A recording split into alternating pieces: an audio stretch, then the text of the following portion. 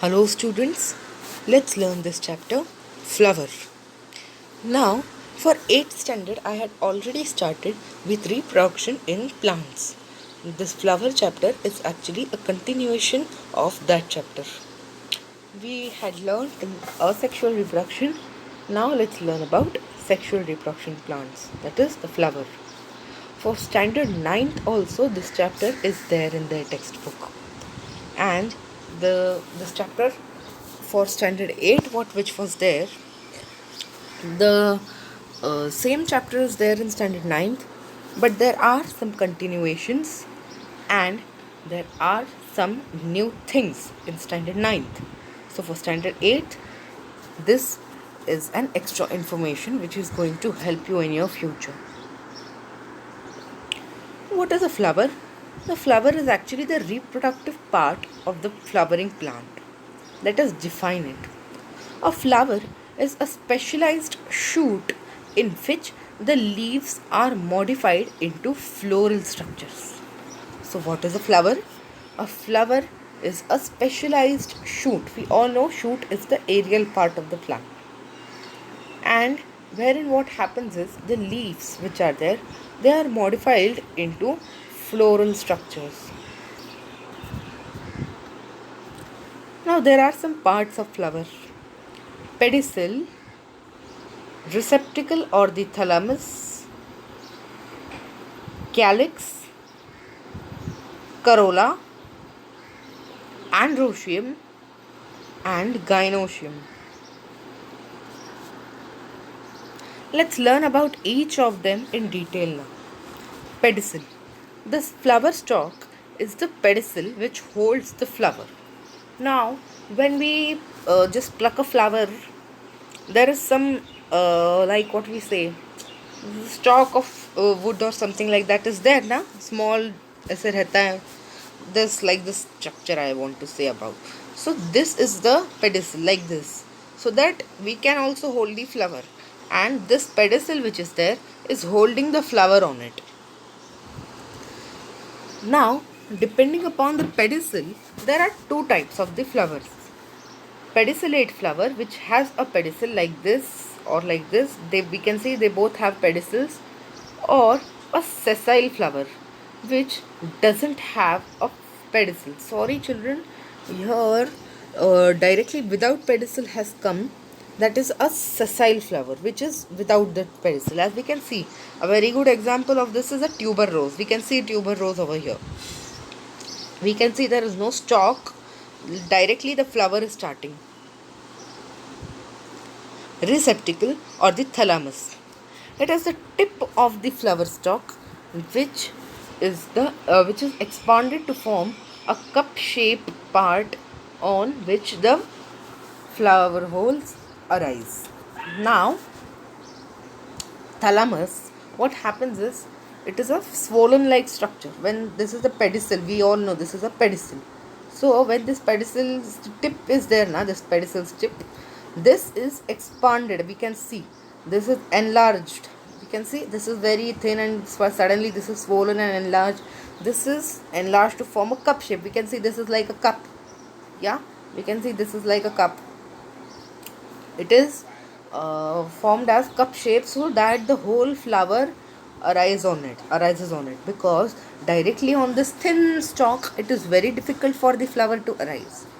The flower will very easily break out, but here it is not so. Sorry children, we can see since the thalamus is big, we are able to the flower whorls are able to just come on this flower. Sorry children, there was some problem. Yeah. Calyx. Calyx is made up of sepals. Now what are sepals? These green things what we can see, they are not leaves, they are the sepals.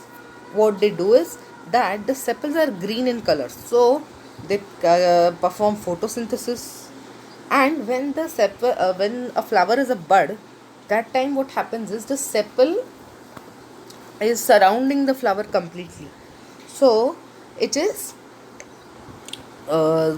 just protecting the flower in the bud condition. This is This is the completely it is called as the calyx. All the sepals together are called as calyx.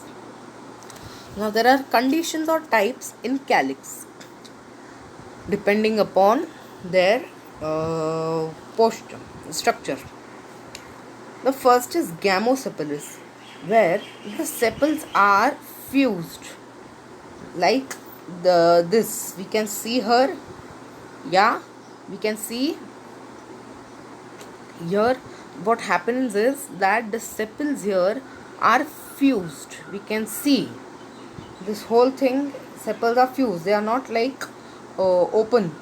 And other is polysepalous, where sepals are free, like this. We can see her, there are different sepals. We can just differentiate them.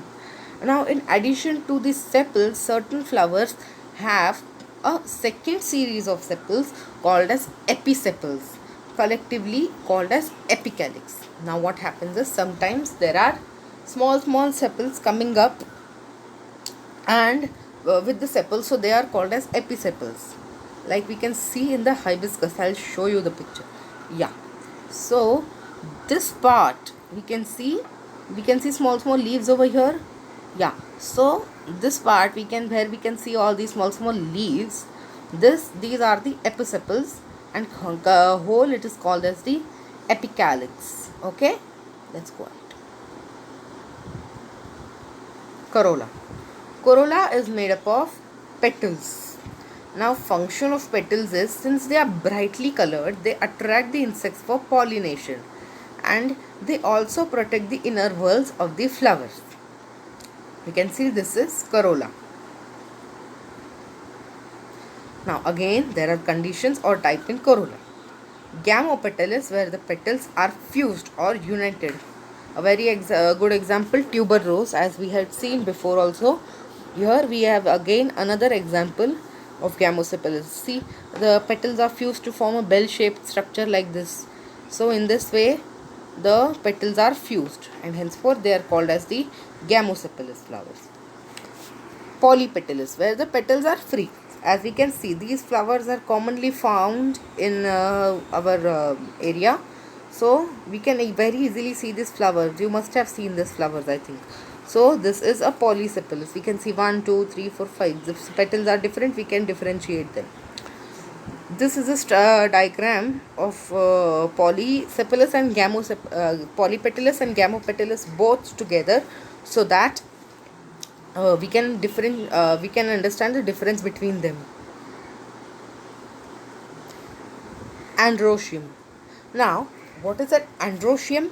Androecium is the male reproductive part of a flower made up of stamen.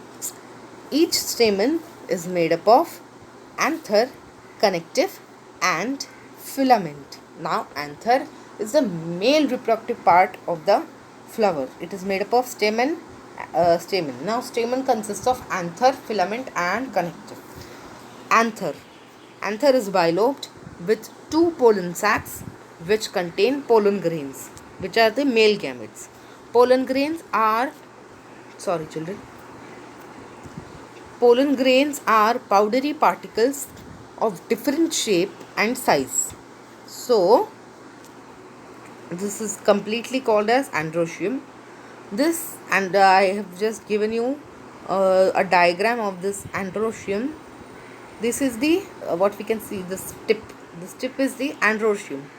Okay, this is the filament which is holding the androecium, connecting them, and this is the connective which is connecting the anther and the filament. Okay, so I'll just explain it. This is an anther. Now we can see this is bilobed structure. Okay, now in this there are, we can see these 4 holes. Yeah, these are the pollen sacs, and in those pollen we can see this. Now actually those holes are not pollen sacs. We can see this completely, that is a pollen sac only.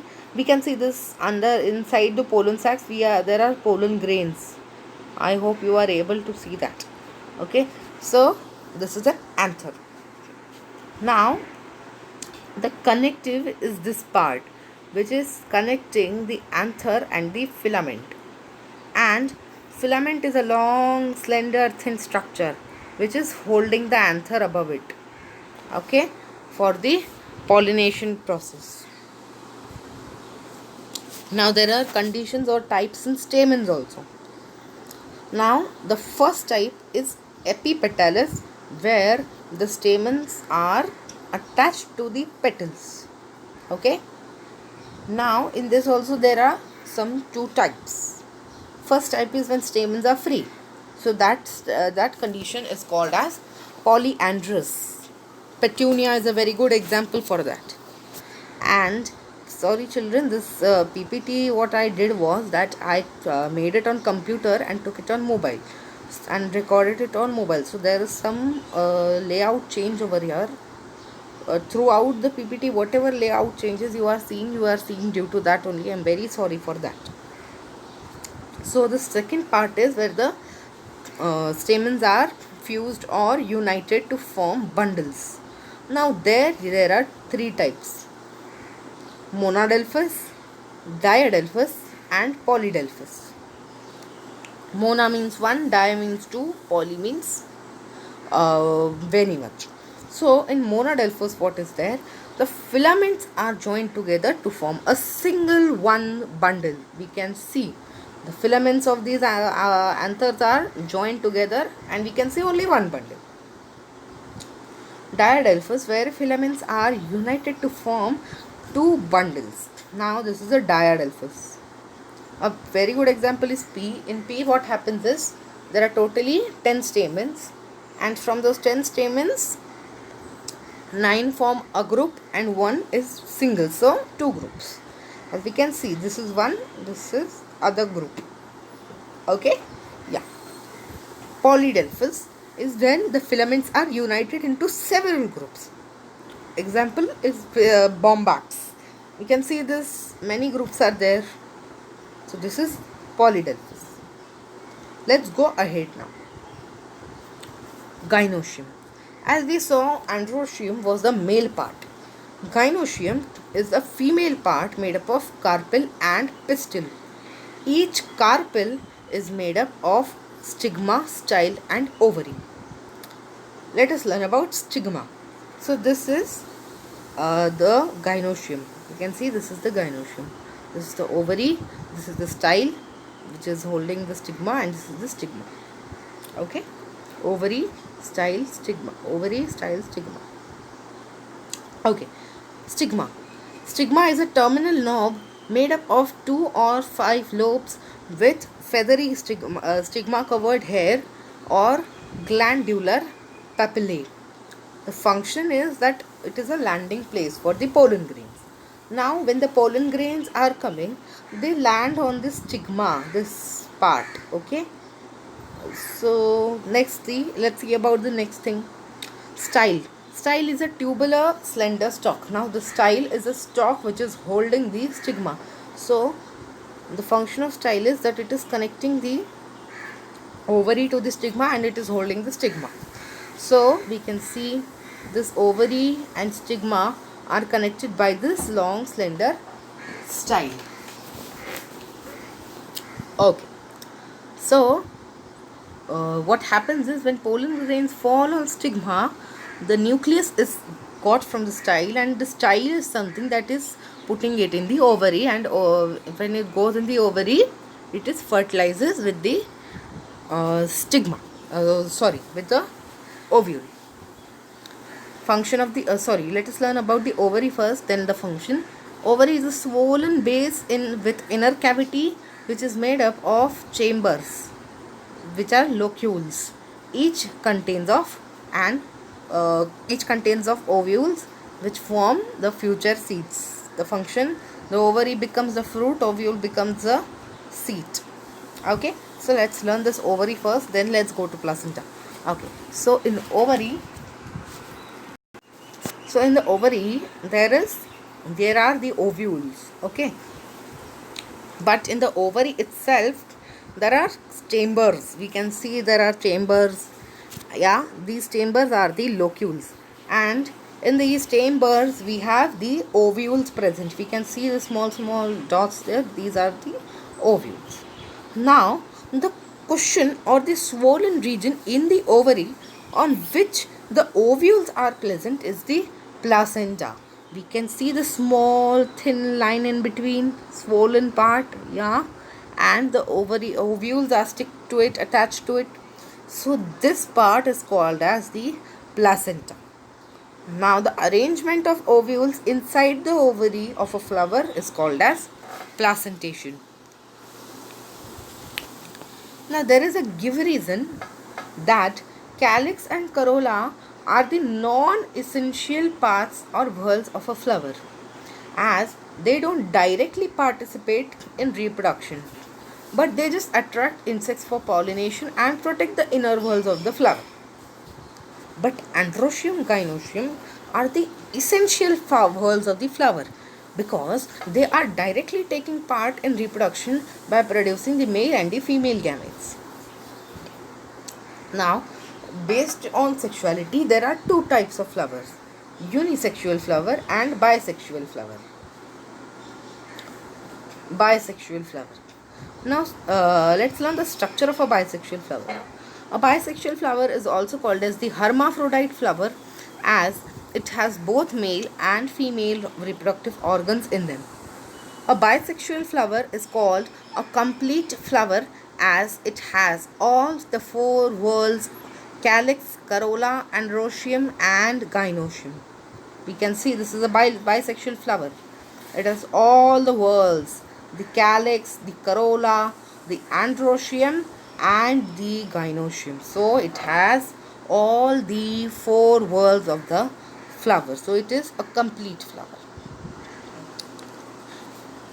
If the complete flower is which having all the holes, then what is an incomplete flower?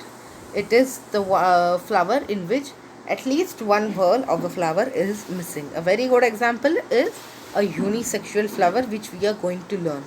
Okay, so here we can see there are sepals, there are petals, that is the calyx is there, corolla is there, gynoecium is there, but androecium is missing.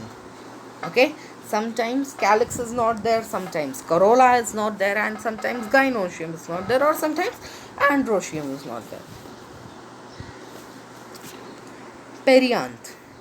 Now perianth is a condition or type of flower in which the calyx and corolla are undifferentiated. What happens is that the color of the petals and sepals changes in such a way that we don't understand what is a petal and what is a sepal. Okay, if I show you this flower, what are you going to say? What is a petal and what is a sepal?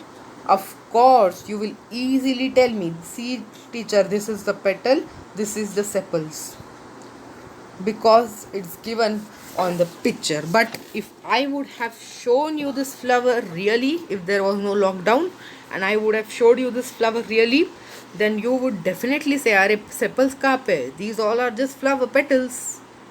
Okay, but that is not so. Okay, here what is happening is that the petals are, the sepals are actually getting colored, and henceforth we can't differentiate them, what is a petal and what is a sepal. The same way here, if I would have shown you this flower, you would have said, "Arey, these are just leaves, just sepals are there, where is the flower?" But no, this is the flower, this is a petal. We can't understand that. Okay, so there are two types of perianths: sepaloid perianth and petaloid perianth. Sepaloid perianth is when the the petals become green in color, like this. This is a sepaloid perianth. The petals which are there have got undifferentiated and they have become green like sepals. And a petaloid perianth, where the the sepals are brightly colored. They are not green, they are brightly colored, and they form, just look like petals. We can see this here. Unisexual flower. A unisexual flower may have only stamens or only carpels. Now based on this, they have three types: staminate flower, pistillate flower and a neuter flower. Staminate flower. Staminate flower is a unisexual flower which contains only stamens. Now since it contains only stamens, that is the male part, they are the male flowers. We can see this is a staminate flower. We can see your androecium, that is the stamens are there, but the gynoecium is not there. Pistillate flower is a unisexual flower which contains only pistil, and the pistil is a female plant. It contains only pistil. The androecium is not there, which is the male part. So this is the female flower. We can see this is diagram of a pistillate flower. We can see this gynoecium, ovary style stigma, but we can't see those androeciums. The stigma is stamens are not there. Neuter flower. Now neuter flower is such a flower which neither has male parts nor the female parts. A very good example are the ray florets of sunflower. I am going to come to these ray florets of sunflower, since this is again in this chapter on itself. While teaching inflorescence, I will be again coming to this slide to show inflorescence. For now, you can refer to this flower which has no androecium, no gynoecium. Accessory parts of the flower. Now the flower also has some accessory parts which are there to attract the insects for pollination. The first is the nectaries. They are nectar secreting cells which produce a liquid with liquid, that is nectar, with a sweet fragrance. The location is at the base of the pistil or at the base of the petals. We can see at the base of the pistil this is there, at the base of the petals this is there. Nectaries. Okay, a very good example is nasturtium. We can see this nasturtium. Okay, so what do these nectaries do? That these nectaries, they produce a sweet liquid, that is the nectar, and it has a very sweet fragrance. Insects what we also get attracted to these sweet fragrance very easily. So when we get attracted to this sweet fragrance, and insects get attracted to these sweet fragrance, they go on the flower and then the pollination takes place. Bracts. Bracts may be green in color like ordinary leaves, or brightly colored like brightly colored. Okay, so here actually what happening is that when a flower arises in the axil of a leaf structure, it is known as a bract.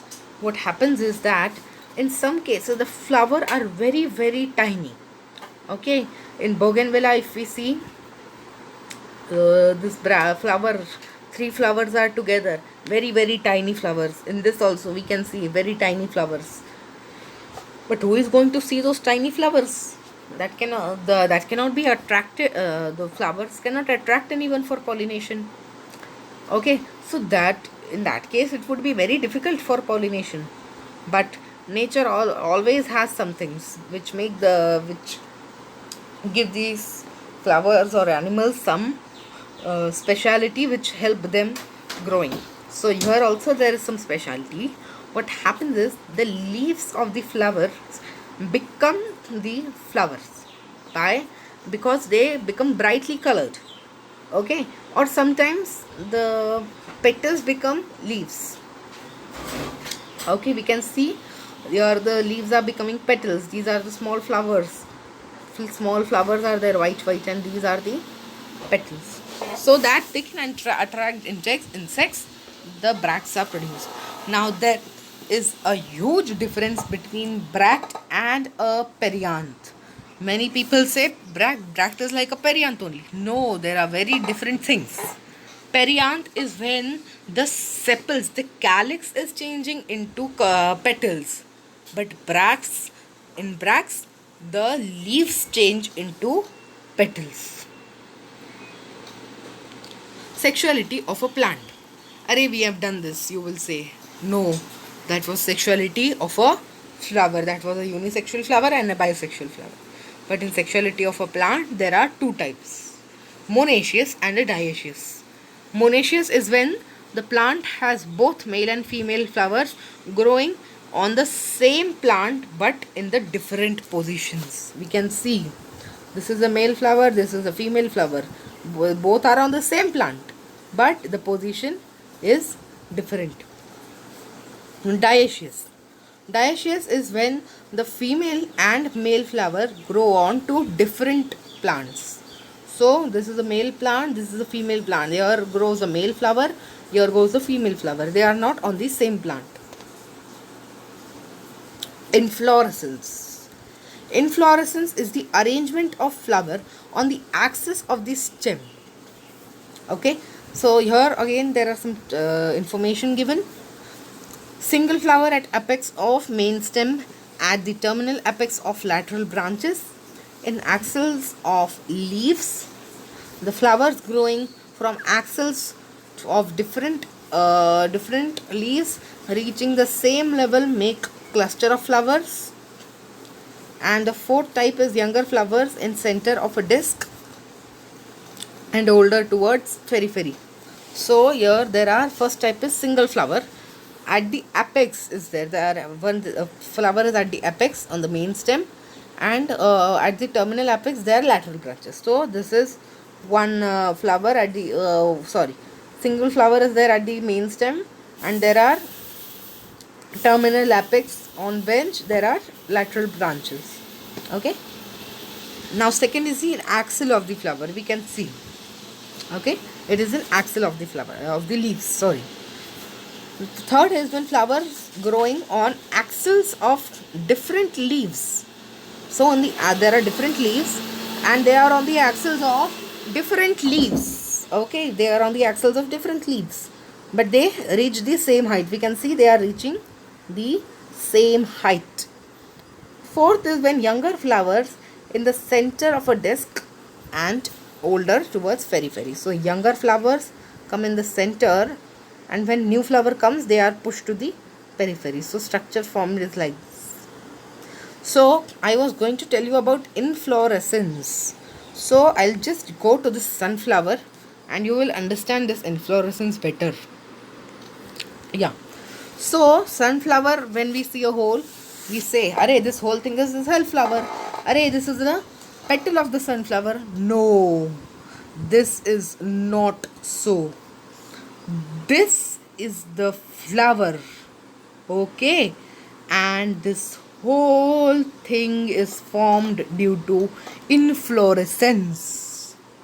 Inflorescence की वजह से all these flowers are together, and henceforth a huge sunflower is formed. Okay, and this is a ray floret, this is called. Okay, so this is actually the flower. Okay, and this has the disc florets on it here. Okay, and this has neither androecium nor the gynoecium. Henceforth this is a neuter flower. Now you must have understood why I just kept this thing for last. Okay, so I hope you must have understood this chapter, the flower. For 8th standard there are some extra things, but you may learn it so that will be very good for you in the future. And for 9th standard this whole thing is there for you. So buck up. Thank you very much.